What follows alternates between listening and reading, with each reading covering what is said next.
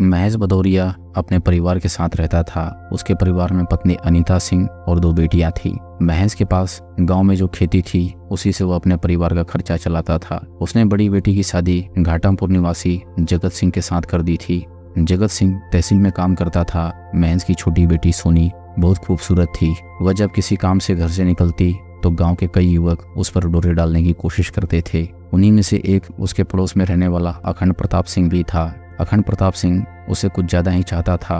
अखंड प्रताप सिंह के पिता विजय सिंह और सोनी के पिता महेश सिंह पड़ोसी थे और दोनों एक ही बिरादरी के थे, इसलिए दोनों के बीच घनिष्ठ संबंध थे। दोनों परिवारों के बच्चों का बचपन साथ साथ खेलते बीता था। सोनी और अखंड प्रताप सिंह के बीच बचपन से ही लगाव था, लेकिन जब दोनों जवान हुए तो उनके बीच लगाव तो पहले की तरह था, लेकिन अब उनके नजरिए में बदलाव आ गया था। उनकी चंचलता अब खामोशी के साथ दूसरा मुकाम अख्तियार कर चुकी थी। उनके दिलों में प्यार के बीज अंकुरित हो चुके थे, इसलिए अब ये गंभीर हो चुके थे। जब भी उन्हें मौका मिलता वह प्यार भरी बातें करते। यह सिलसिला काफी समय तक इसी तरह चलता रहा।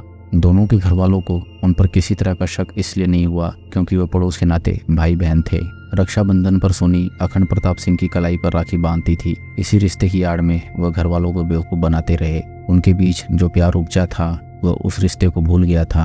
कहते हैं कि प्यार की खुशबू बहुत तेजी से फैलती है। ऐसा ही सोनी और कल्लू के साथ भी हुआ। एक दिन सोनी की माँ अनीता सिंह ने उसकी और अखंड प्रताप सिंह की बातें सुन ली। शाम को इस बारे में उसने बेटी से पूछा तो उसने हंसते हुए कह दिया कि उसका अखंड प्रताप सिंह से इस तरह का कोई संबंध नहीं है। अनीता ने भी जमाना देखा था। वह समझ गई कि बेटी झूठ बोल रही है, इसलिए उसने उससे सख्ती से पूछताछ की तो सोनी को सच उगलना ही पड़ा। सोनी ने डरते डरते कह दिया कि वह अखंड प्रताप सिंह से प्यार करती है। प्यार शब्द सुनते ही अनीता का गुस्सा फूट पड़ा। वह सोनी की पिटाई करते हुए बोली, कुलक्षणी तुझे शर्म नहीं आई? जानती है जाति बिरादरी के नाते वह तेरा क्या लगता है? कम से कम अपने रिश्ते का तो लिहाज किया होता है। मम्मी, वह कोई मेरा सगा भाई थोड़े ही है।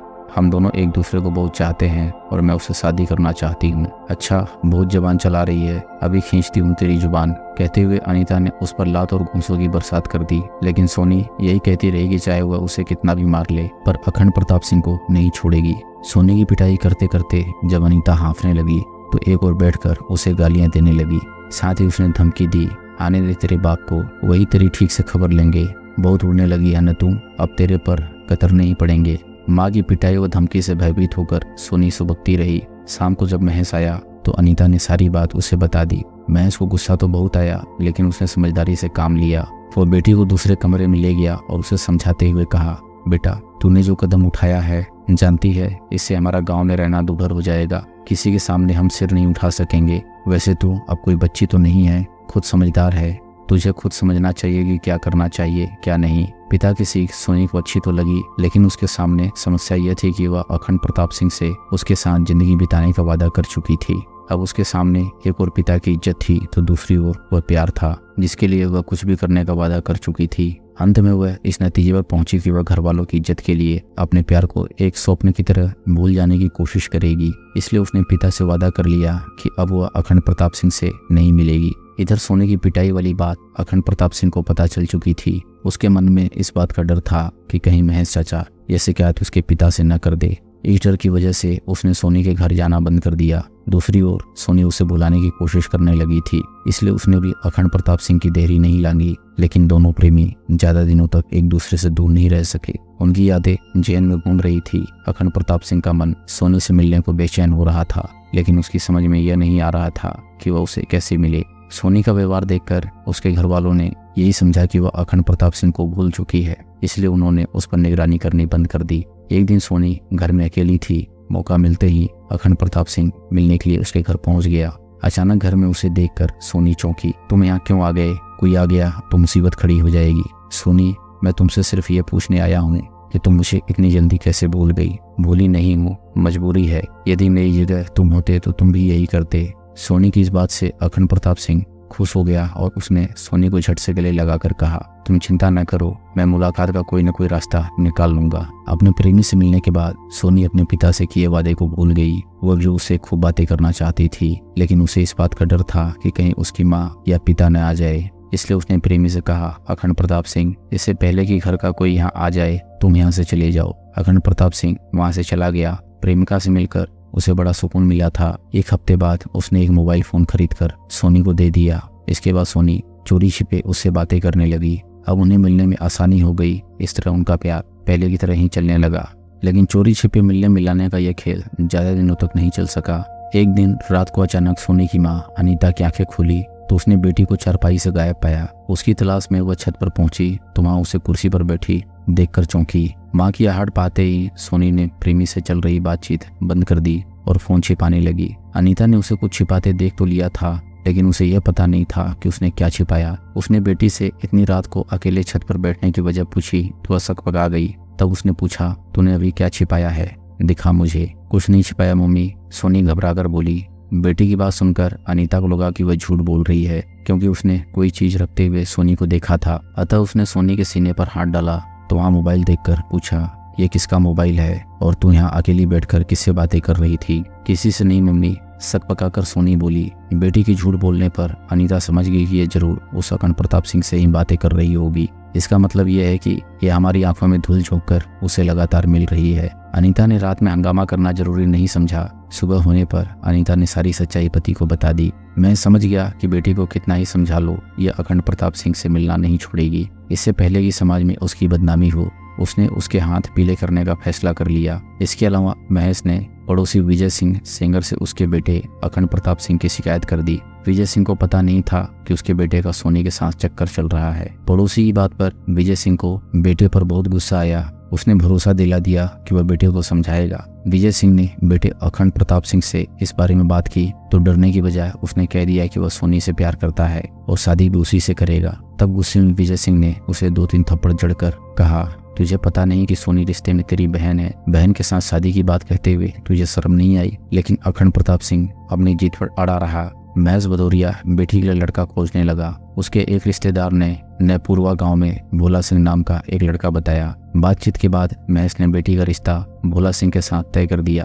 भोला मोबाइल की दुकान पर काम करता था। 3 भाई बहनों में वह सबसे बड़ा था। उसके पिता अर्जुन सिंह किसान थे। उनकी आर्थिक स्थिति ठीक थी। शादी तय हो जाने की बात जब अखंड प्रताप सिंह को पता चली तो वह परेशान हो उठा।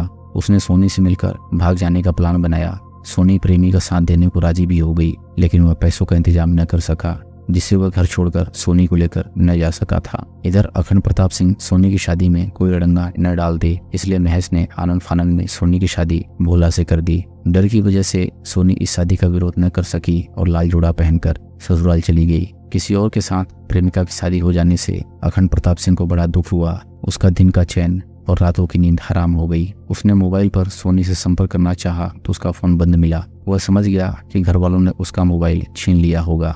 जैसे जैसे दिन बीतते जा रहे थे वैसे वैसे अखंड प्रताप सिंह की बेचैनी बढ़ती जा रही थी। सोनी 1 माह तक ससुराल में रही। उसके बाद राखी पर मायके आ गई। ससुराल से लौटने के बाद सोनी का दिमाग एकदम बदल गया। उसने सोचा पति के साथ विश्वासघात करना ठीक नहीं है, इसलिए उसने तय कर लिया कि वह प्रेमी अखंड प्रताप सिंह को समझाएगी कि वह उसे भूल जाए। दरअसल सोनी को ससुराल में खूब सम्मान मिला था। पति व सास ससुर उसे हर तरह से खुश रखते थे। ससुराल में ही उसे अपना भविष्य सुखद नजर आया, जिससे उसका मन प्रेमी से उछड़ गया। एक दिन अखंड प्रताप सिंह के अनुरोध पर सोनी उससे मिली तो उसने मन की बात कह दी। प्रेमिका में अचानक आए इस बदलाव पर अखंड प्रताप सिंह चौंका। उसने साफ कह दिया कि चाहे कुछ भी हो वह उसे भूल नहीं सकता। सोनी उसकी जिद से वाकिफ थी, इसलिए वह यह सोचकर परेशान हो गई कि अब क्या किया जाए। अखंड प्रताप सिंह को सोनी के सिवा कुछ दिखता ही नहीं था। वह उसे हर हाल में हासिल करना चाहता था। उसने सोनी पर दबाव बनाना शुरू कर दिया कि वह पति को छोड़ दे और उससे शादी कर ले। यही नहीं, वह सोनी से शारीरिक संबंध बनाने का भी दबाव बनाने लगा था, पर सोनी उसकी किसी भी बात को मानने को राजी नहीं हुई। एक रोज कल्लू ने सोनी को गांव के बाहर बाबा की बगिया में बुलाया। सोनी पहुंची। उसने उसे अपनी बाहों में भर लिया और बोला, सोनी, आज तुम्हें बताना ही पड़ेगा कि तुम मुझसे शादी करोगी या नहीं। सोनी ने किसी तरह अपने को छुड़ाया, फिर बोली, देखो अखंड प्रताप सिंह, मेरी शादी हो चुकी है। अब मैं किसी की अमानत हूँ। ऐसे में भला मैं तुमसे शादी कैसे कर सकती हूँ? तो फिर सुनो, अगर तुम मेरी न हुई तो मैं तुम्हें दूसरे की भी नहीं होने दूंगा। मैं तुम्हारी ससुराल जाकर अपने और तुम्हारे प्रेम संबंधों को उजागर कर दूंगा। यह भी बता दूंगा कि हमारे बीच शारीरिक संबंध भी रहे हैं।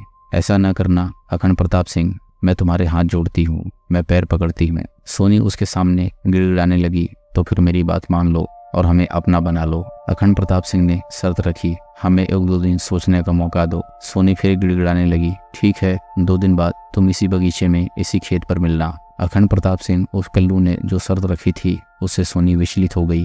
वह 2 रोज तक प्यार के अजीब राहों में झूलती रही। आखिर में उसने एक खतरनाक निश्चय कर लिया। फिर वह प्रेमी का फोन आने का इंतजार करने लगी।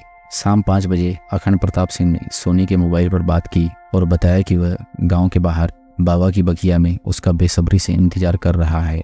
इस पर सोनी ने जवाब दिया कि वह शीघ्र ही आ रही है। शाम 6 बजे के लगभग सोनी बाबा की बगिया जा पहुंची। अब तक धुंधलका छाने लगा था। दोनों पेड़ के नीचे खेत के मेड़ पर बैठकर बतियाने लगे। बतियाते बतियाते अखंड प्रताप सिंह लेट गया और उसने अपना सिर सोनी की जांघों पर रख लिया। सोनी उसके बालों में उंगलियां फिराते बोली, सच बताओ अखंड प्रताप सिंह, तुम मुझसे नफरत करते हो या प्यार? अखंड प्रताप सिंह सोनी की आंखों में झांकते हुए बोला, मैं तुमसे बहुत प्यार करता हूँ और तुम्हारे लिए अपनी जान भी दे सकता हूँ और किसी की जान ले भी सकता हूँ। अखंड प्रताप सिंह के गले में अंगोछा लिपटा था। सोनी ने अचानक अंगोछा कसना शुरू कर दिया और बोली, अखंड प्रताप सिंह, तुम नहीं मान रहे हो, अब तुम मरने को तैयार हो जाओ। तुम्हारी खातिर मैं पति को धोखा नहीं दे सकती। तुम्हारा प्यार छलावा और स्वार्थी है। गले में अंगोछा कसने से अखंड प्रताप सिंह के मुंह से घुटी घुटी सी आवाज निकलने लगी और वह बचाव में हाथ पैर चलाने लगा। लेकिन नफरत से भरी सोनी तब तक गला कसती रही जब तक उसकी सांसें थम नहीं गई। इसके बाद वह सौ को वहीं छोड़कर घर वापस आ गई। घर में उसने किसी को कुछ नहीं बताया। दूसरे रोज वह पति के बीमार होने की बात कहकर मायके से ससुराल चली गई। दोस्तों, अगर आपको कहानी पसंद आ रही हो तो वीडियो को लाइक करें और चैनल को सब्सक्राइब करें। हम ऐसी मजेदार कहानियां आपके लिए लाते रहेंगे।